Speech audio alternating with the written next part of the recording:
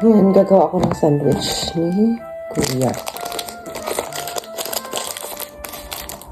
Ito yung ginamit kong, ito pala yung gagamitin kong, cheese niya.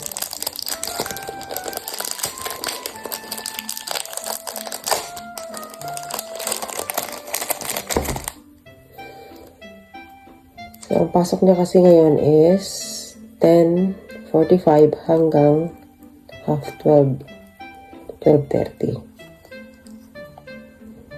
Kaya, kahit hindi naman masyadong marami yung baon niya, basta meron lang siyang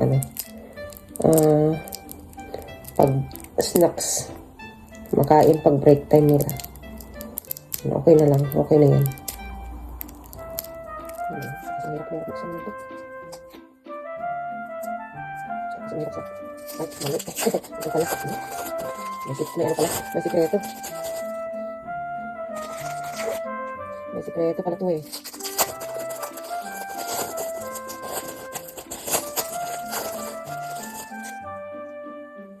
Ito naman yung kanyang farm.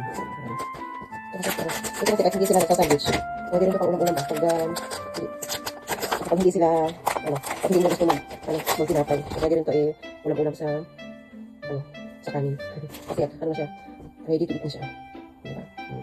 So, ganun na. Ito din natin konti kasi medyo malaki. So, yun na yung itsura niya. At, hatigin ko lang ng dalawa. Hatigin ko lang sa dalawa. Ayan. Ang baon ng kuya.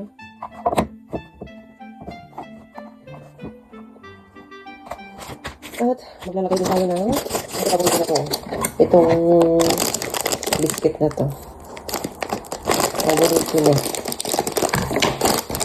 Hindi kasi ito matamis.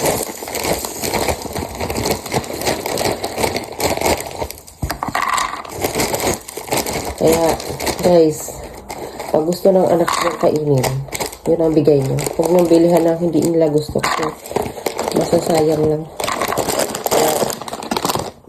Minsan may mga naitatapo talaga akong pagkain kasi hindi rin nakakain.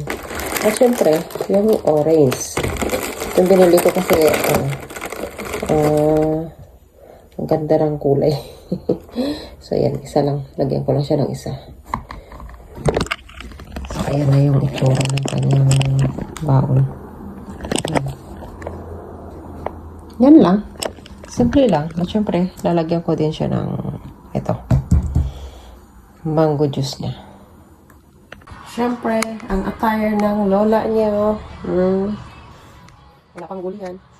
Katapos lang kasi natin mag-plancha, mag-ready ng baon. Kaya, ayan ang ating attire. Ito yung mga damit ni Kuya na gagamitin niya. First day of school.